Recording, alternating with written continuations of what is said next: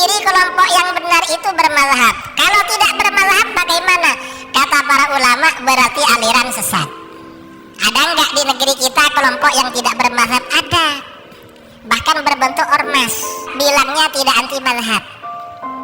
Dan katanya mereka mentarjih terhadap hasil-hasil mazhab. Entah apanya yang ditarjih, padahal tidak punya kemampuan mentarjih. Ini berarti termasuk aliran sesat. Mentarjih itu artinya mengunggulkan. Ini ada. Jadi kalau tidak bermazhab berarti aliran sesat. Ini kata Hadratus Syekh Hasyim Asy'ari. Ada ulama kita ya, Syekh Muhammad Said Ramadan Al-Buti menulis kitab berjudul Al-Mazhabiyah Akhbaru Bid'atin Tuhaddidus Syari'at Al-Islamiyah. Kelompok yang tidak bermazhab itu bid'ah yang paling bahaya yang mengancam syariat Islam. Baik. Tadi sudah kita sampaikan bahwa Muhammadiyah itu tidak mengikatkan diri pada mazhab tertentu. Tetapi pandangan Muhammadiyah bisa menjadikan pendapat-pendapat mazhab sebagai pertimbangan selama sejalan dengan Al-Quran dan As-Sunnah. Karena mazhabnya Muhammadiyah sesuai dengan namanya adalah mengikuti Nabi Muhammad SAW. Maka ulama mazhab sekalipun itu menyampaikan tidak boleh mengikuti secara mutlak pendapat mereka. Sebagaimana tadi Imam Abu Hanifah mengatakan jika menemukan pendapat yang menyelisihi yukhalifu kitab Allah wa khobar Rasul, menyelisihi kitab Allah dan khobar Rasul, maka fatruku qauli, tinggalkan perkataanku.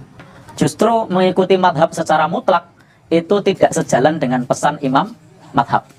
Jadi mengikuti madhab secara mutlak itu sendiri tidak sejalan dengan imam madhab. Demikian pula tadi sudah kita sampaikan pandangan para ulama yang lain. Jadi pandangan para ulama yang lain yang tadi sudah kita baca sangat jelas sekali pesannya. Imam Malik mengatakan apa? Innama ana basyarun, sesungguhnya aku adalah manusia biasa. Ukhti'u wa usibu, aku bisa salah dan aku bisa benar. Fangduru fi ra'i, maka perhatikanlah pendapatku. Fakullu ma wafaqal kitab wa sunnah, selama sesuai dengan Al-Quran dan As-Sunnah, fakhudhu, ambillah. Wa kullu ma lam yuwafiqil kitab wa sunnah, fatruku, dan selama tidak sesuai dengan Al-Quran dan As-Sunnah, tinggalkanlah. Justru Muhammadiyah itu sejalan dengan 4 madhab. Karena ulama madhab seperti Imam Abu Hanifah mengatakan kalau perkataannya menyelisih Al-Quran dan As-Sunnah, tinggalkan. Imam Malik juga mengatakan setiap perkataan yang menyelisih dengan Al-Quran dan As-Sunnah, fatruku, tinggalkan. Demikian pula Imam Asy-Syafi'i juga mengucapkan kalimat yang hampir mirip. Demikian pula Imam Ahmad mengatakan la tuqallid, nih janganlah kalian taklid kepadaku, wala tuqallid Malikan, jangan taklid kepada Imam Malik, wala Syafi'iyah, jangan taklid kepada Imam Syafi'i, wala Al-Auza'i, jangan taklid kepada Imam Al-Auza'i, wala Tsauri, jangan taklid kepada Imam Ats-Tsauri, wa khudh min haitsu akhadhu, dan ambillah pendapat mereka dari mana mereka mengambil pendapat. Justru Muhammadiyah sangat mengindahkan pesan ulama madhab yang 4 untuk memperhatikan Al-Quran dan As-Sunnah. Apakah kemudian tidak mengikatkan diri kepada madhab itu madhab? Ya, itu madhab. Madhab itu apa toh? Pandangan.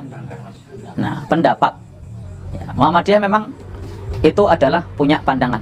Tetapi bukan berarti kemudian membuat madhab baru. Tapi secara bahasa itu pandangan. Seperti ketika ada orang pada saat pemilu, saya tidak milih. Tidak milih itu pilihan. Meskipun dia tidak milih. Ya.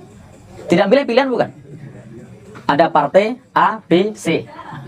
Milih apa? A. Milih apa? B. Milih apa? C. Milih apa? Orang milih. Orang milih itu adalah pilihan. Ya. Jadi tidak milih pun itu pilihan. Maka tidak berpendapat itu pun pendapat. Ya. Tidak bermadhab itu pun madhab. Nah, baik. Sudah jelas ya? Bahwa intinya tidak mengikatkan diri kepada suatu madhab, justru sejalan dengan pesan para imam madhab.